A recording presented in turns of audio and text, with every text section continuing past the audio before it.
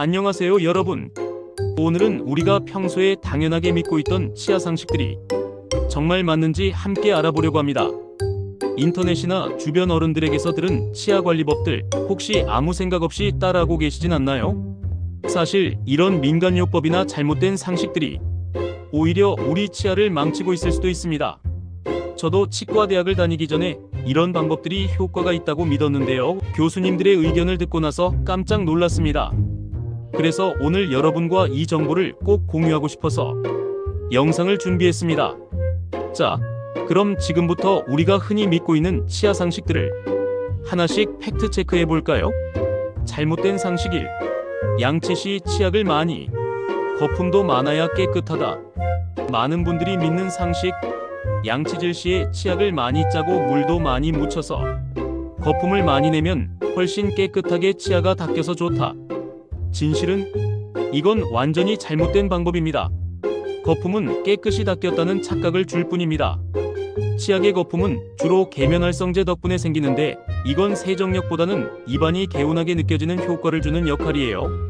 즉 실제로 깨끗해진 것과는 별개로 닦인 느낌만 주는 거죠. 세정력은 기계적 마찰에 달려 있습니다. 치아 세정은 치약 성분보다 칫솔질 동작과 시간이 훨씬 중요합니다. 칫솔모가 치면 세균막 플라그를 긁어내는 것이 핵심이기 때문에 거품이 많다고 해서 플라그가 더 잘 제거되는 건 아닙니다. 거품이 너무 많으면 오히려 방해가 됩니다. 입안이 빨리 개운하다 느껴지면 양치 시간을 짧게 하고 충분히 닦지 않게 되는 경우가 많아요. 또 거품이 많으면 구강 내 시야가 가려져 칫솔이 닿지 않는 부위가 생기기도 합니다. 과도한 거품은 구강 점막을 자극할 수도 있습니다. SLS는 계면활성제의 일종으로 민감한 사람에게는 입안이 헐거나 구내염이 잘 생기게 할 수도 있습니다. 그래서 최근에는 저자극 치약, 무계면활성제 치약을 찾는 분들이 늘고 있어요. 거품의 양보다 중요한 건 얼마나 꼼꼼하게 닦느냐입니다. 부드러운 칫솔로 2-3분 이상 치면에 닿는 각도를 유지하는 게 핵심이에요. 치약은 보조제일 뿐 주연은 칫솔질입니다. 올바른 방법. 양치 시에는 치약은 콩알 크기만 짜고 물 없이 사용하는 것이 좋습니다. 구강 건조증이 없는 사람들은 입안에 침으로도 거품이 발생합니다. 중요한 것은 올바른 양치법이란 것을 잊지 마세요. 잘못된 상식이 소금으로 양치하면 잇몸이 튼튼해진다. 많은 분들이 믿는 상식. 옛날부터 할머니, 할아버지들이 해왔던 방법. 소금으로 잇몸을 문지르거나 소금물로 양치하면 잇몸이 튼튼해진다. 진실은 이것도 위험한 민간요법입니다. 소금은 입자가 굵고 거칠어서 치아와 잇몸에 상처를 낼 수 있습니다.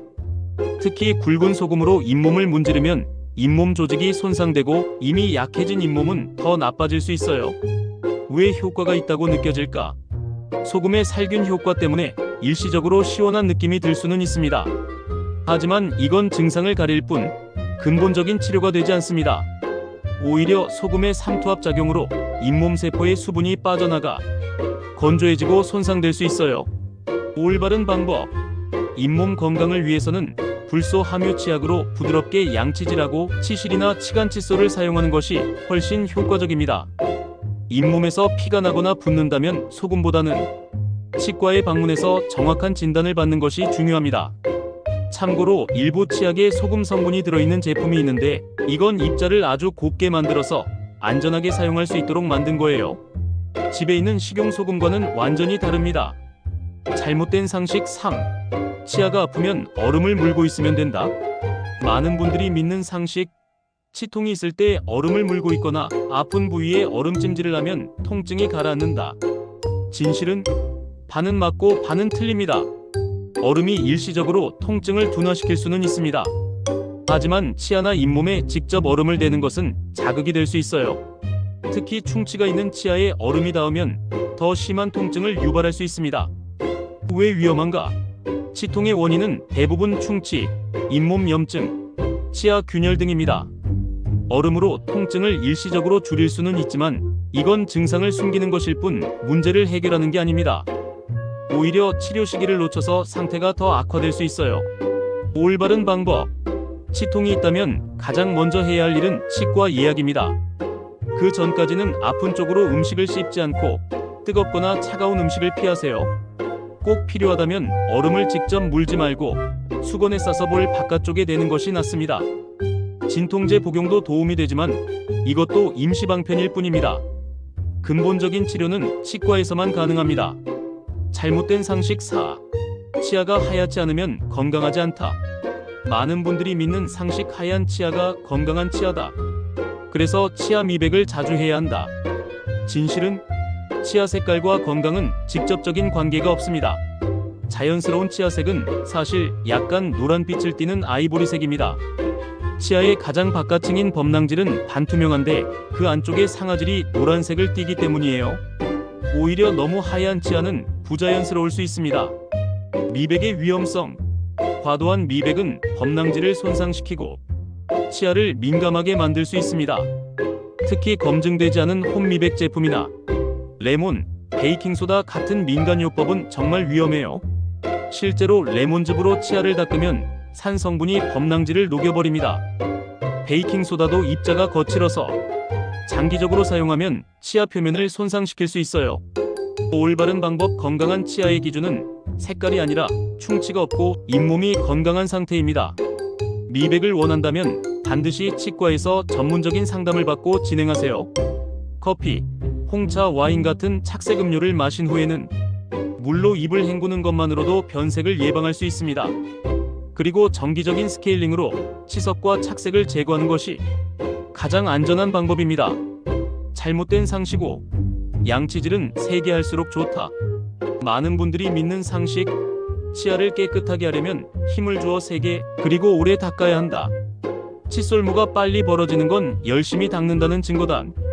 진실은 이건 치아를 망치는 지름길입니다. 세게 닦는다고 더 깨끗해지는 게 아닙니다. 오히려 치아의 범낭질이 닳고 잇몸이 내려가는 치경부 마모증이 생길 수 있어요.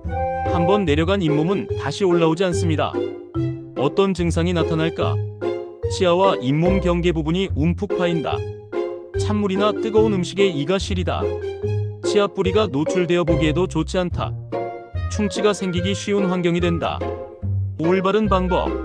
칫솔을 연필 잡듯이 가볍게 잡고 부드럽게 마사지하듯이 닦으세요. 힘은 약 150에서 200G 정도. 대충 칫솔모가 살짝 눌릴 정도면 충분합니다. 양치 시간은 3분 정도가 적당한데 무작정 오래 하는 것보다 꼼꼼하게 모든 부위를 빠짐없이 닦는 것이 중요합니다. 특히 어금니 안쪽이나 치아 사이는 잘 안 닦이는 부분이니 신경 써서 닦아야 해요. 칫솔모는 부드러운 것을 선택하고 칫솔모가 벌어지면 교체해야 합니다. 보통 3개월에 한 번 정도 바꾸는 게 좋아요. 잘못된 상식 6. 사랑니 때문에 앞니가 삐뚤빼뚤해진다. 많은 분들이 믿는 상식. 사랑니를 안 뽑으면 앞니가 삐뚤어진다. 진실은 사실이 아닙니다. 사랑니보다 10년 이상 먼저 자리를 잡기 때문에 사랑니가 앞니의 배열에 영향을 주기가 어렵습니다. 사랑니를 꼭 뽑아야 하는 경우는 다음과 같습니다. 비스듬하게 나서 옆 치아를 밀거나 손상시키는 경우, 부분적으로만 나와서 염증이 자주 생기는 경우, 충치가 생겼는데 치료가 어려운 위치에 있는 경우, 물혹이나 낭종이 생긴 경우, 뽑지 않아도 되는 경우, 사랑니가 똑바로 잘 나고 위아래 치아가 제대로 맞물리며 관리가 잘 되고 있다면 굳이 뽑을 필요가 없습니다. 건강한 사랑니는 나이가 들어서 어금니로 활용할 수도 있어요. 올바른 방법. 사랑니가 났다면 자가 판단하지 말고 치과에서 정확한 진단을 받으세요. 엑스레이를 찍어보면 사랑니의 방향, 위치, 다른 치아에 미치는 영향을 정확히 알 수 있습니다. 특히 사랑니가 나는 10대 후반, 20대 초반에는 정기적으로 치과 검진을 받아서 사랑니 상태를 체크하는 것이 좋습니다. 잘못된 상식 7. 입냄새는 위장이 나빠서 생긴다. 많은 분들이 믿는 상식. 입냄새의 주원인은 위장 문제다. 그래서 소화제나 위장약을 먹어야 한다. 진실은 입냄새의 90% 이상은 구강 내 문제 때문입니다. 입냄새의 주범은 혀, 치아 사이, 잇몸 주머니에 있는 박테리아입니다. 이 박테리아들이 음식물 찌꺼기나 죽은 세포를 분해하면서 악취를 내는 황화합물을 만들어내는 거죠. 주요 원인들: 불충분한 양치질과 구강위생, 치석과 잇몸 질환, 혀에 낀 설태, 구강건조증, 충치나 잇몸 염증, 위장 문제로 입냄새가 나는 경우는 전체의 10% 미만입니다. 역류성 식도염이나 심한 위장 질환이 있을 때는 가능하지만 일반적인 소화불량 정도로는 입냄새가 나지 않아요. 올바른 방법. 입냄새를 없애려면 먼저 구강위생을 철저히 해야 합니다. 하루 2-3번 양치질하기, 치실로 치아 사이 청소하기, 혀 클리너로 혀 닦기, 혀 뒤쪽까지, 정기적인 스케일링으로 치석 제거하기, 충분한 수분 섭취로 침 분비 촉진하기. 이렇게 해도 입냄새가 계속된다면 그때 위장 검사를 받아보는 것이 순서입니다. 구강청 결제도 임시방편일 뿐 근본적인 해결책은 아니라는 점 기억하세요. 잘못된 상식 8. 충치는 단 음식만 조심하면 된다. 많은 분들이 믿는 상식. 사탕이나 초콜릿 같은 단 음식만 피하면 충치가 안 생긴다. 진실은 충치를 만드는 건 당분의 양보다 시간입니다. 당분은 달지 않은 탄수화물로부터도 시간만 충분하면 만들어질 수 있어요. 충치균은 입안의 당분을 먹고 산을 만들어내는데 이 산이 치아를 녹입니다. 그런데 중요한 건 당분이 입안에 머무는 시간이에요. 더 위험한 습관들. 사탕을 오래 빨아먹기, 달콤한 음료를 조금씩 자주 마시기, 과일이나 과일 주스를 시도 때도 없이 먹기, 캐러멜이나 젤리처럼 치아에 들러붙는 음식, 탄산음료를 마시면서 공부하거나 일하기. 예를 들어 초콜릿을 한 번에 먹고 양치하는 것보다 건강하다고 생각하는 과일 주스를 하루 종일 조금씩 마시는 게 충치에는 더 위험합니다. 올바른 방법. 단 음식을 먹더라도 한 번에 먹고 양치질하는 것이 좋습니다. 간식은 정해진 시간에 먹고 수시로 먹는 습관은 피해야 합니다. 물을 자주 마시는 것도 도움이 됩니다. 무설탕 껌을 씹는 것도 침 분비를 촉진해서 충치 예방에 도움이 돼요. 자, 오늘 여러분과 함께 치아 건강에 대한 잘못된 상식 8가지를 알아봤습니다. 어떠셨나요? 혹시 지금까지 잘못 알고 계셨던 부분이 있으셨나요? 이런 내용들을 처음 접하신 분들은 정말 놀라셨죠? 좋다고 믿고 해왔던 일들이 오히려 치아를 망치고 있었다니 말이죠. 중요한 건 올바른 정보를 아는 것도 중요하지만 무엇보다 정기적인 치과 검진이 가장 중요하다는 겁니다. 6개월에 한 번씩은 꼭 치과를 방문해서 스케일링도 받고 문제가 없는지 체크받으세요. 치아는 한번 손상되면 자연적으로 회복되지 않습니다. 지금부터라도 올바른 방법으로 관리한다면 나이가 들어서도 건강한 치아를 유지할 수 있을 거예요. 오늘 영상이 도움이 되셨다면 구독과 좋아요 부탁드립니다. 다음에는 더 유익한 정보로 찾아뵙겠습니다. 지금까지 태희구강외과 치과였습니다. 감사합니다.